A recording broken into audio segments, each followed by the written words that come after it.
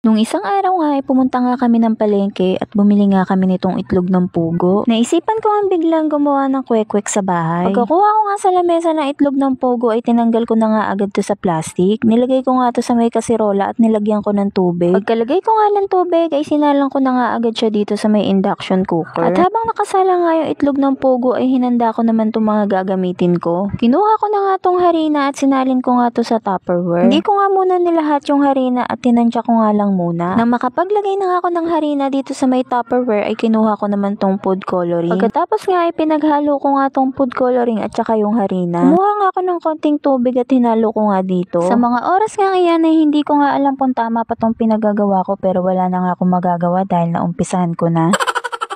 Nang ma-prepare ko na nga lahat ng gagamitin ko ay bumalik na nga ako dito sa itlog ng pugo na nilalaga ko. Pagkatingin ko nga sa kanya ay nakulo na kaya naman hinango ko na nga rin kaagad. Pagkahango ko nga nitong itlog ng pugo ay tinapon ko na nga rin agad yung mainit na tubig dito sa may lababo. Pagkatapos nga pinadaanan ko nga ng tubig dito sa may gripo para nga mawala yung konting init nitong itlog ng pugo. Pagkatapos nga ay nag-umpisa na nga kami magbalat ng itlog ng pugo. Nagpatulong na nga ako kay Jelix Mapagmahal na magbalat nitong itlog ng pugo. Ayaw nga niya magpakita sa camera at naging inarte.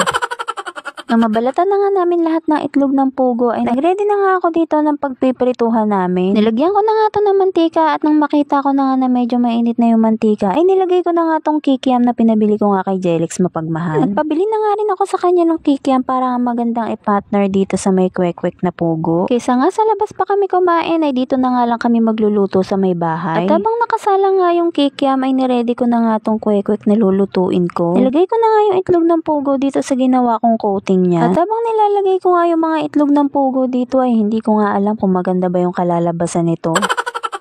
Kumuha nga lang ako ng 5 piraso at nilagay ko na nga lang din sila dito para nga naka-ready na rin pagka-prito ko. At habang nilalagay ko nga yung mga itlog ng pugo dito ay hinalo-halo ko na nga rin. Maya-maya nga ay pagkalingon ko nga dito sa piniprito ko, Diyos ko malapit na nga masunog yung kikiam na piniprito ko. Oh no! Hinango ko na nga rin agad tong kikiam na niluluto ko at baka nga hindi namin mapakinabangan kapag nasunog pa. Magpiprito na nga sana ako ng kwek-kwek, bigla ko nga naalala na meron pang ang price doon sa may freezer. Kinuha ko na nga rin kaagad at pagkasilip ko nga kakaunti na nga lang. Muntikan pa nga ako maubusan na anak ko, Diyos ko po, buti na lang minaabutan pa ako.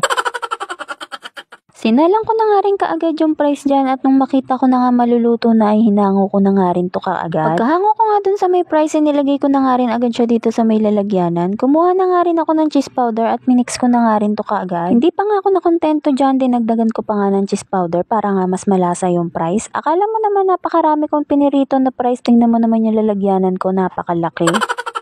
At habang nakain nga kami dyan ni Jelix Mapagmahal nitong price ay nagsalang na nga ulit kami dito. Nagpainit na nga ulit ako ng mantika at nag-ready na nga ako para dun sa ipiprito ko na kwek-kwek. At nung makita ko na nga na mainit na yung mantika na sinalang ko ay naglagay na nga agad ako nitong itlog ng pugo na gagawin ko ang kwek-kwek. Isa-isa ko na nga silang nilagay dito. At habang nilagay ko nga yung unang batch, hindi ko nga alam kung tama pa tong pinagagawa ko at napakamot na nga lang ako sa ulo.